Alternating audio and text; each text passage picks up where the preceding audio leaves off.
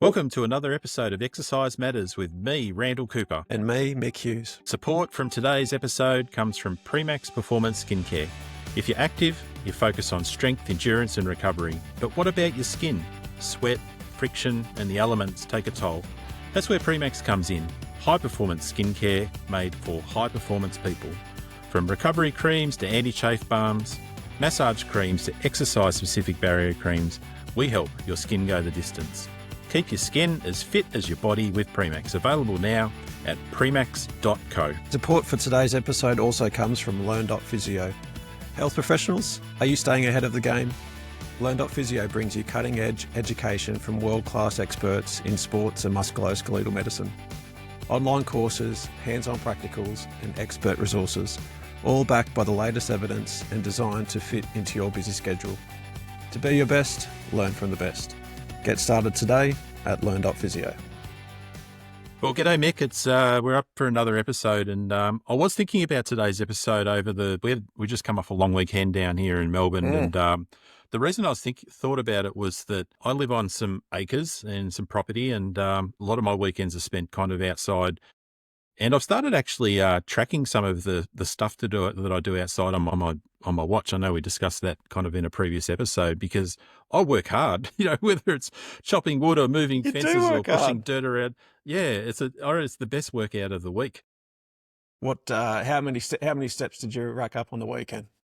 I think I cracked 12,000 most days, Solid.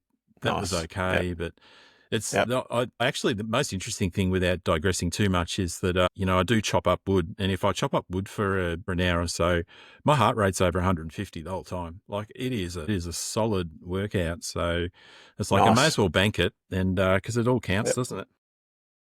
It does, mate. And it sounds like you had a pretty solid weekend too.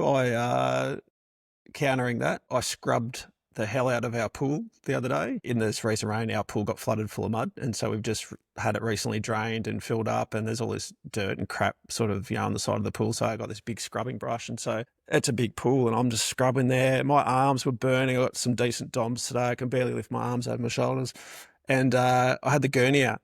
I was just in this state of just up and down with this high pressure hose. And I'm like you, I racked up easy 15, 16,000 steps over the weekend without going for my 45-minute walk. So that was just all steps around the house and around the yard. It was crazy.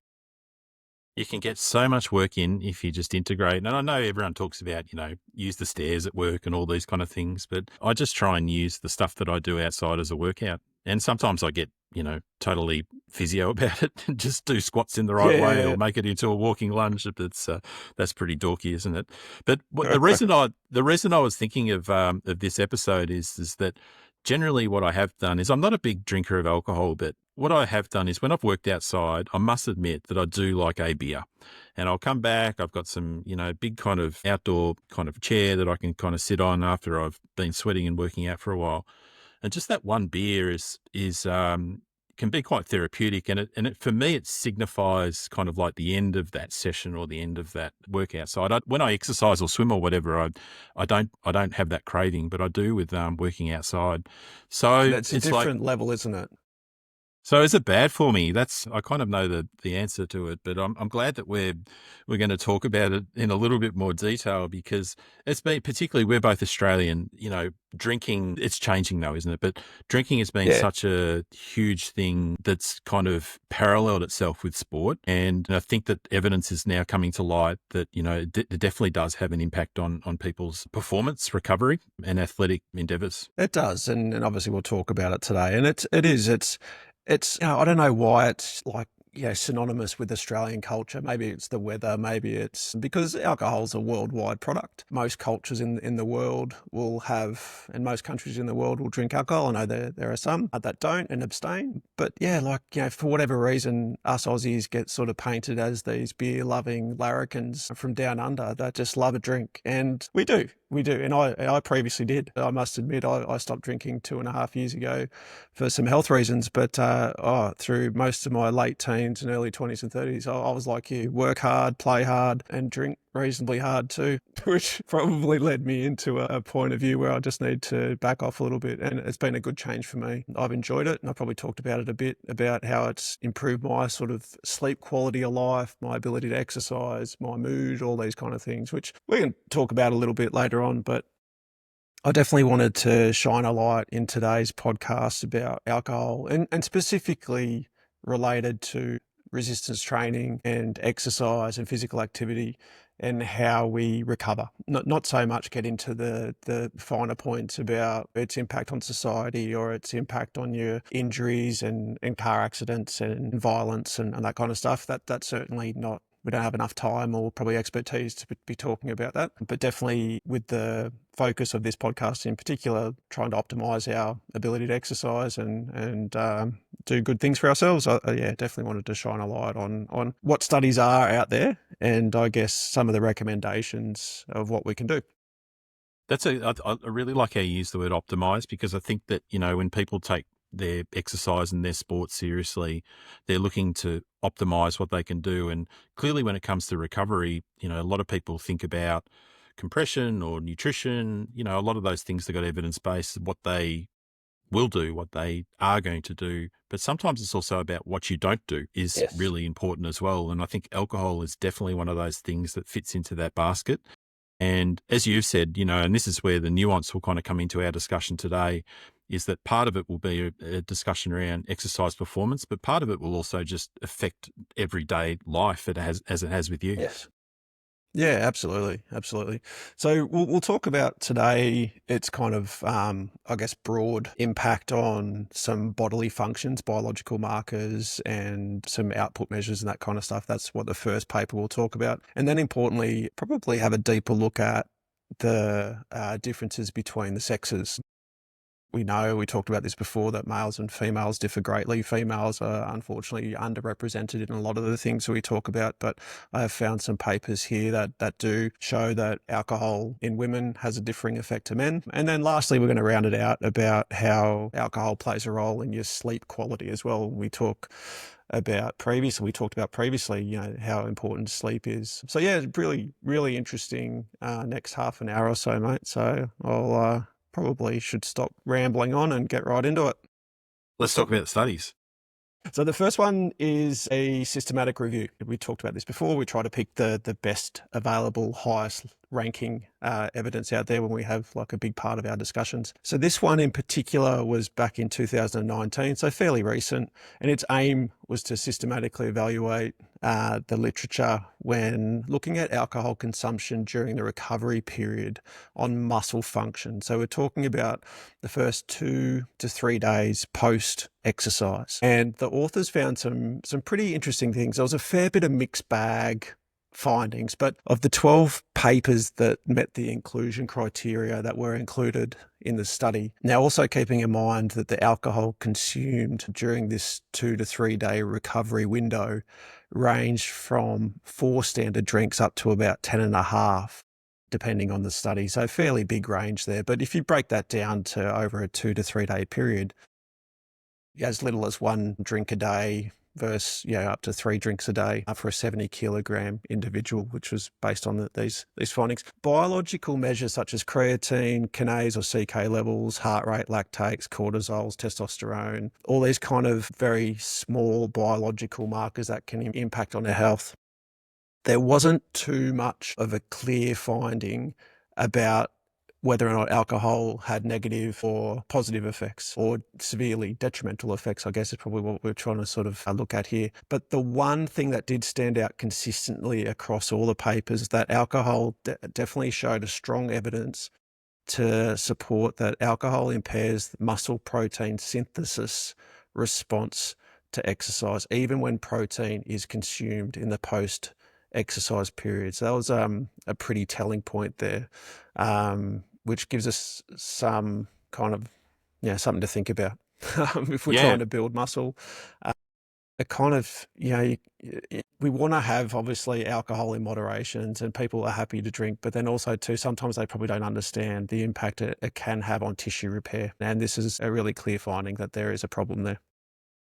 So just to clarify, that the study the systematic review, I should say, synthesized the research that synthesization. The standard was 4 to 10 drinks within Yep. 3 days. Is that right?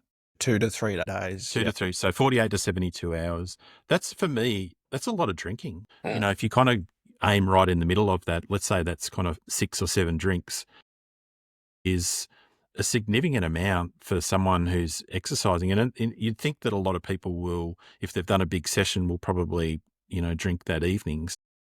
If they're having 3 or 4 drinks, I think that even kind of when people think about, drinking moderately, that's 3 or 4 drinks in a whole week, let alone kind of 2 or 3 days. So that's a high intake. And the thing I think I'm interested in is whether it's that level of alcohol that impairs muscle protein synthesis, or if you only have like I do, like one beer or sometimes two if it's super hot.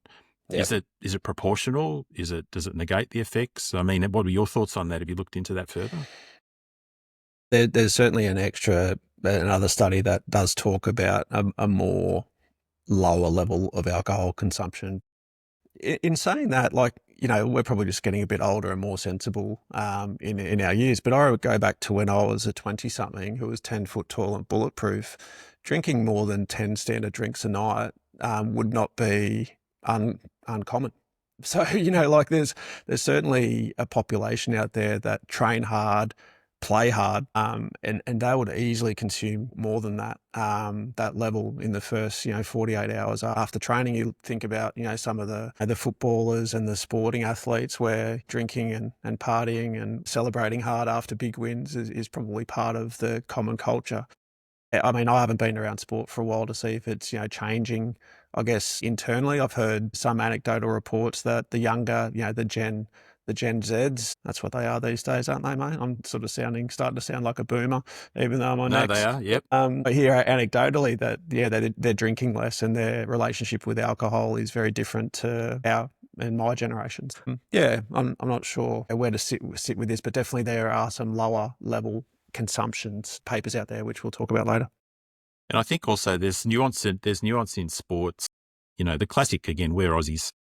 The classic has been, and it's changed definitely in the elite environment in recent times, but I think back to the glory old days in the 80s and the 90s of like the Australian cricket team and how they would just get on it, for a better expression, after they'd won a test or something like that, and literally kind of go for days, versus what's done now. And, some of those sports, whether it's rugby or cricket, they've got more of a football's codes generally. Have got more of a drinking culture than, let's say, CrossFit and triathlon. But it doesn't necessarily mean that they're exclusive. So I think that stamping it out or kind of reducing it in certain formats has been harder work in some sports than others.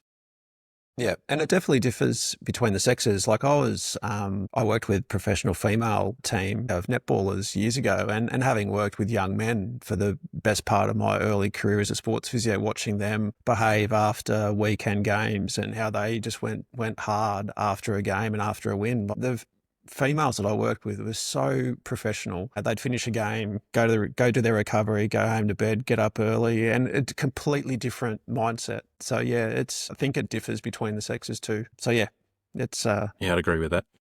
definitely some nuance here. In that same systematic review, they also looked at physical measures such as force output. Majority of the papers found no significant differences in the recovery of maximal strength between the alcohol and no alcohol groups up to 60 hours post resistance training. So that's up to 5 days and consuming that alcohol in that period. And power, no significant differences there. Muscular endurance, no significant differences. Rate of perceived exertion, no significant differences. So there's definitely some mixed results there in terms of the physical measures. Cognitive function, there was one paper included in the systematic review that did show some slight, I guess, negative effects, but it wasn't significant, but there were reaction times that were slower in the total time required to complete a cognitive test. So certainly some decision making can be just a little bit off, but in this paper in particular included in that systematic review, it wasn't deemed to be significantly different. But like I think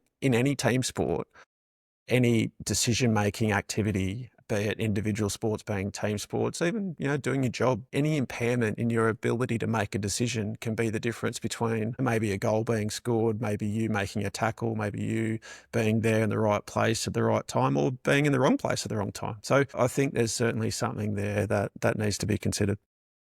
Yeah, the reaction time and the decision making thing makes sense at the time. We all know that alcohol kind of slows down your impairment and your decision making skills whilst it's kind of within your system. But if that time frame's the same and it's 2 days, 48, 72 hours later, and you're still not quite as sharp as what you were, then that's significant.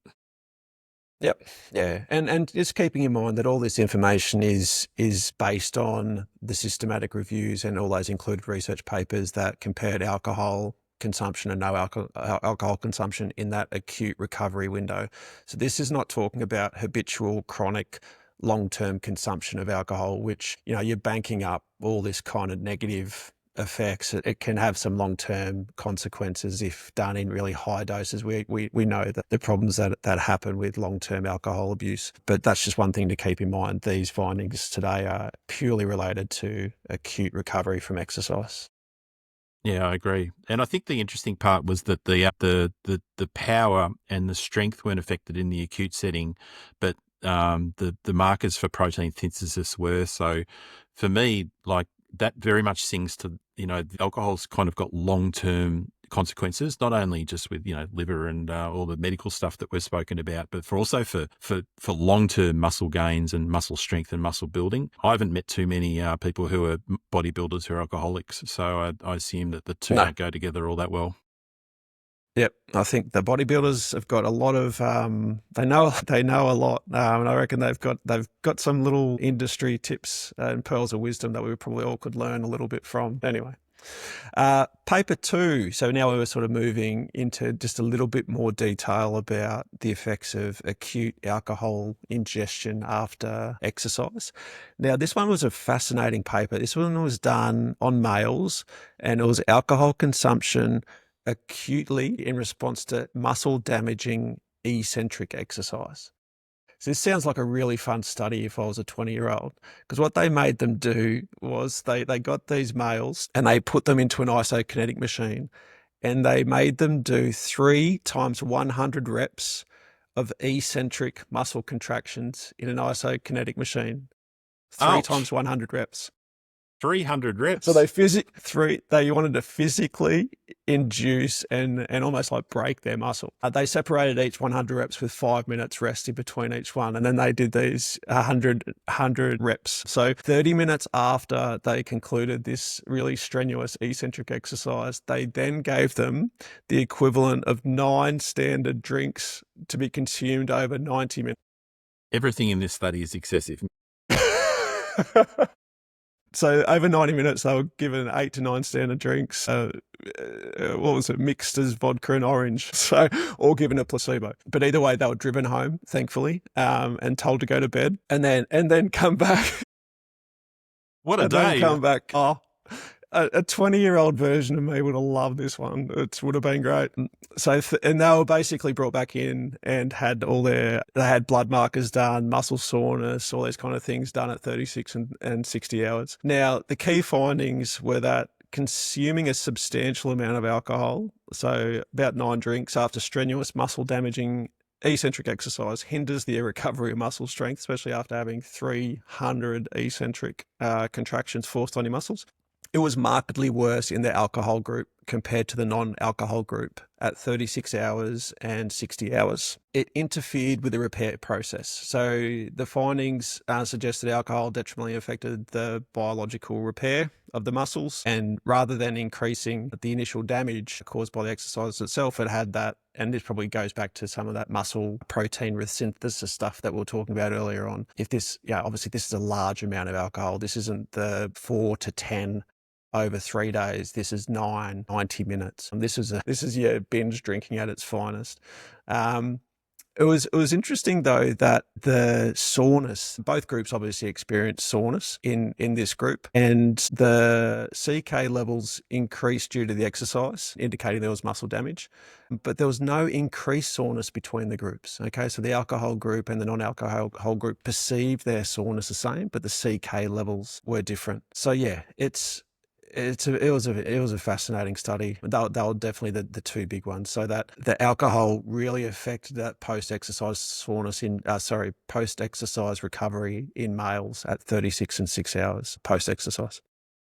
Yeah, no, that is What do you, fascinating, and what do I you don't make know of that how they. one? Well, I don't know how they got it through ethics, but but I also think that that the underlying kind of physiological principles are interesting because, I think that we know that alcohol is a vasodilator. So if you've done so many eccentric contractions and you got micro damage and you know that you're going to get severe DOMS afterwards, I would have instinctively thought that opening up the floodgates of basically kind of like blood flow to the muscle ongoing would increased soreness within 1 or 2 days afterwards. So that's a surprise for me. And then secondly, like we know that it can influence kind of like the inflammatory process negatively as well. So you'd think that, the repair process would start earlier in the control group, which kind of looks like it did. So yeah, for me, what's happening there is as interesting as the actual methodology itself. Yeah, yeah. So that was a 2010 trial. Now, 7 years later, a different group of authors effectively reproduced that same study, but in a group of females. So 13 recreational resistance trained women, defined as 2 sessions per week, including lower body training for the last 6 months, had another 300 eccentric contractions placed onto their poor thighs in a very short period of time. So 3 by 100 again. This time the alcohol content wasn't as high. It was about 4.5 to 5 standard drinks, but still over a 10-minute window.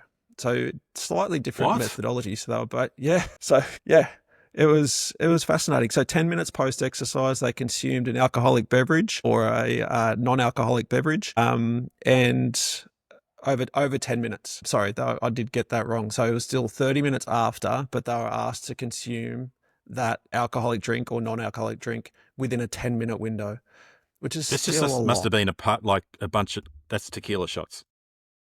Yeah, pretty much. Like there is replication of what it'd be like in normal life in for some people. Then there's also too that for some people, as you said, like that's big drinking for you, but there'd be, these are all largely college males and females. So, your 18 to 25-year-old classic, weekend binge drinker. So it certainly, I guess it is lining up to maybe some of the behaviors. Yeah, if we go back 10 years, 15 years to a different generation, maybe this is just the normal.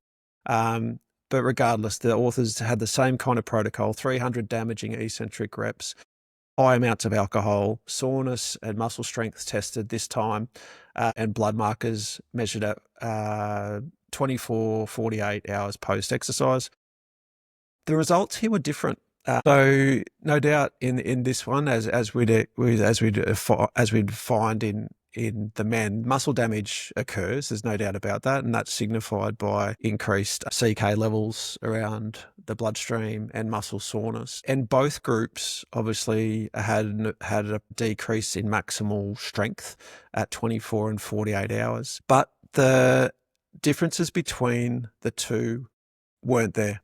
So the consumption of alcohol for females, albeit being half of men, we know men and women differ in what they can tolerate and how it can metabolize and all those kind of things. But the effect of that drinking alcohol for women didn't have that same knock-on effect to their protein resynthesis and their muscle performance recovery. So the damaging exercise had a role. It definitely broke down the muscle. It impaired their power output, the strength input, but the alcohol group was no worse off than what the non-alcohol group was.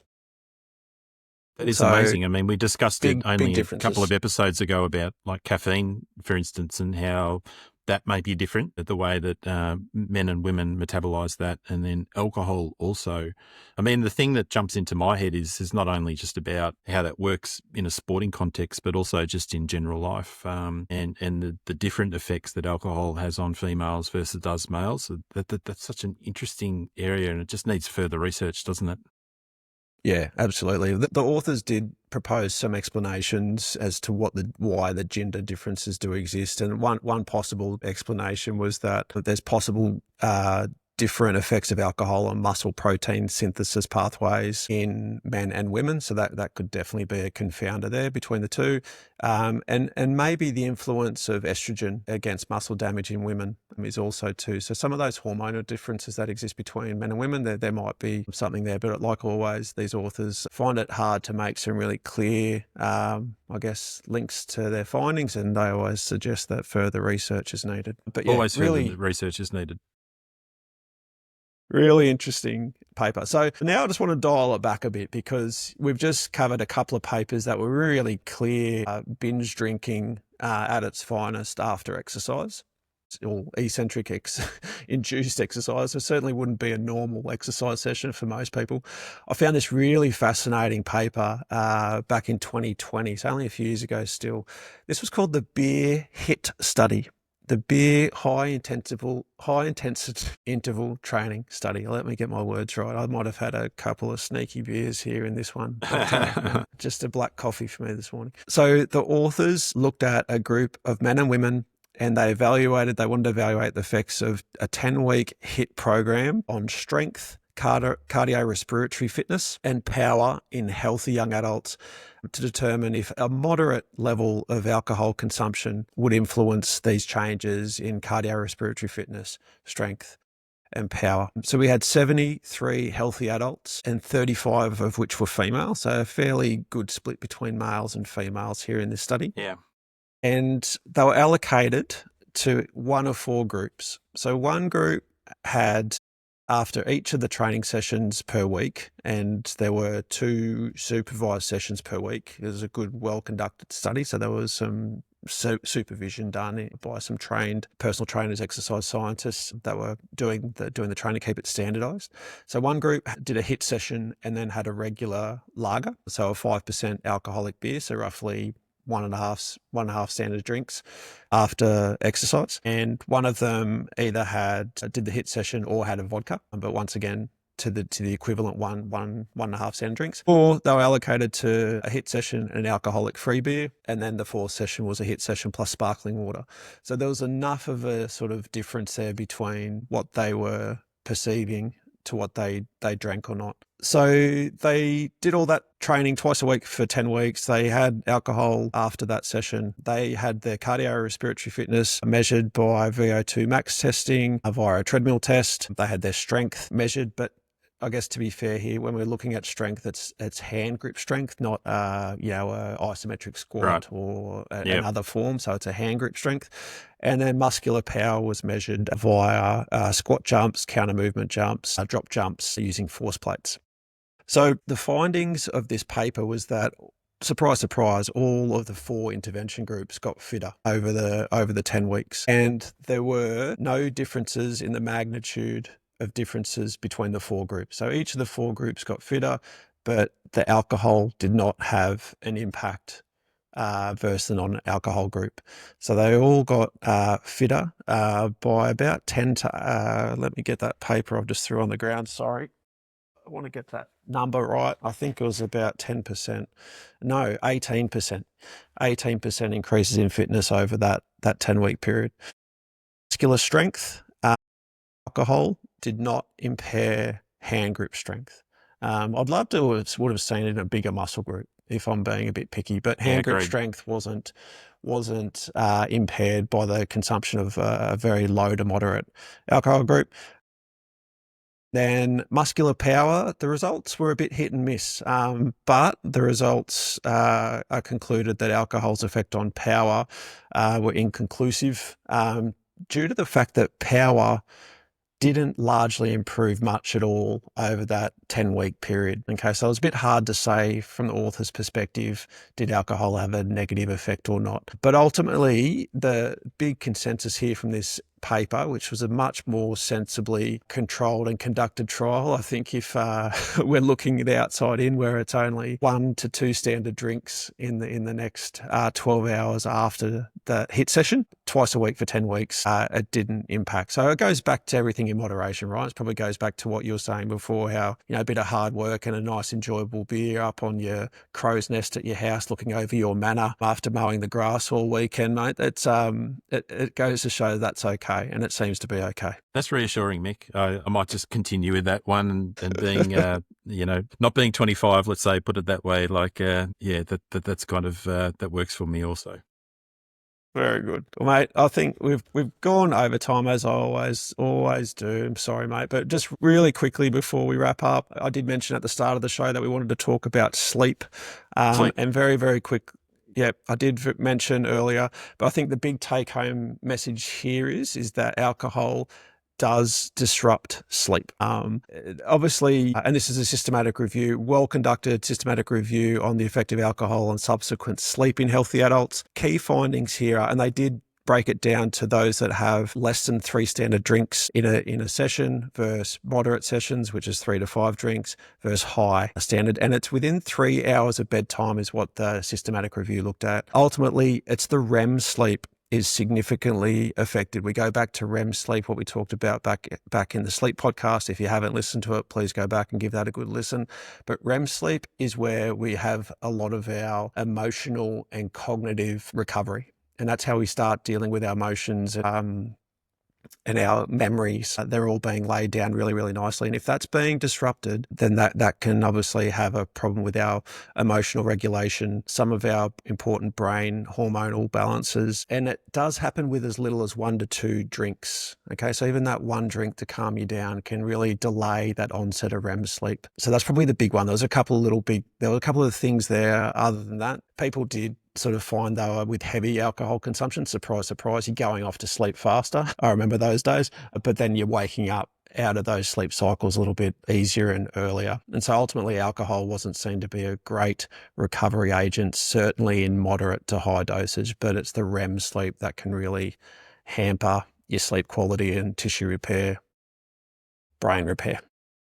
Yeah, and you touched on it beautifully in that that sleep episode about how it can reduce sleep, can increase the chance of injury, decrease your recovery generally from sport and exercise. So for that reason alone, like having a number of drinks if you're looking to recover fast and well from exercise is just not a great idea. So that was great, Mick. Do you want to read us out?